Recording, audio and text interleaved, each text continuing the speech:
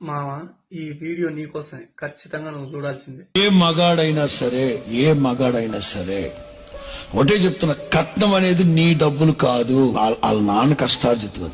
వాళ్ళ నాన్న కష్టార్జితం తీసుకొచ్చి నువ్వు ఊరేగడం ఏంటి? నువ్వు పెళ్లి చేసుకో. అంతగా డబ్బు లేనాడు పెళ్లి మానుకో, ఆడంబరాలు మానుకో. దమ్ బిర్యానీ పెట్టాలనుకున్నావా? మానే, పులిహోర పెట్టు, లేదా పిండా కూడు పెట్టు. అడిగేది ఎవడరా నిన్ను? పెళ్లికొచ్చినాడు ఎవరిని ₹1 కోటి ఇచ్చేసి వెళ్తాడా? ఆడపిల్లను బాగా చూసుకోలేనివాడు పశువుతో సమానం.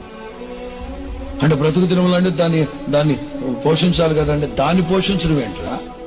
సరే, దాన్ని పోషించడానికి ₹1,00,000 కట్నం తీసుకున్నావు.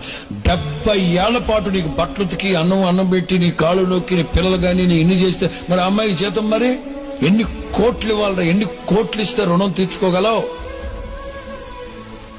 మగాడు ఆలోచించాలి సమాజం.